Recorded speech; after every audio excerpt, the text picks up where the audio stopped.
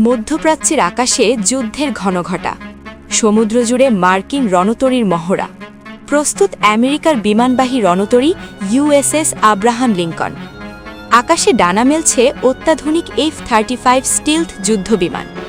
প্রতিরক্ষা বিউ হিসাবে প্রস্তুত থার্ড ও প্যাট্রিয়ট ক্ষেপণাস্ত্র ব্যবস্থা।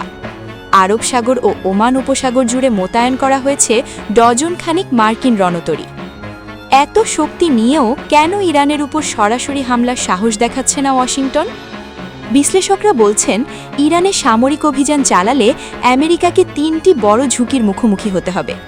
প্রথমত, আঞ্চলিক যুদ্ধ ছড়িয়ে পড়ার আশঙ্কা। দ্বিতীয়ত, বিশ্ব তেলের বাজারে ধস।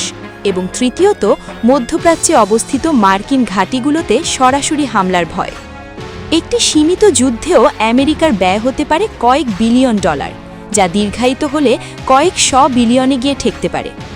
ইরানও স্পষ্ট জানিয়ে দিয়েছে, তাদের ওপর হামলা মানেই পুরো অঞ্চলে অস্থিতিশীলতা। যুদ্ধের প্রস্তুতি নিয়ে আমেরিকা মাঠে নামলেও বারবার পিছু হতে বাধ্য হচ্ছে তারা।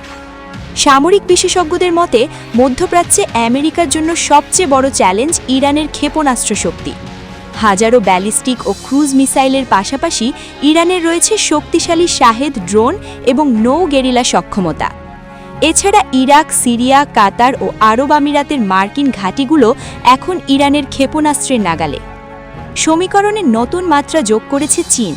বেইজিংয়ের স্যাটেলাইট নজরদারি ও প্রযুক্তিগত সহায়তা ইরানের প্রতিরক্ষা ব্যবস্থাকে করেছে আরও শক্তিশালী। ওমান সাগরে অবস্থানরত চীনের গবেষণা জাহাজগুলো নিবিড়ভাবে পর্যবেক্ষণ করছে আমেরিকার প্রতিটি মুভমেন্ট। পরিশেষে, আমেরিকা যদি ইরানের পারমাণবিক বা সামরিক স্থাপনায় হামলা চালায়, তবে ইরানও ব্যালিস্টিক মিসাইল দিয়ে পাল্টা জবাব দিতে প্রস্তুত। এতে বিশ্বব্যাপী জ্বালানি সরবরাহ বিঘ্নিত হবে এবং লেবানন, ইরাক ও ইয়েমেনে ছড়িয়ে পড়বে প্রক্সি যুদ্ধ, যা শেষ পর্যন্ত পুরো মধ্যপ্রাচ্যকে এক দীর্ঘস্থায়ী সংঘাতের দিকে ঠেলে দিতে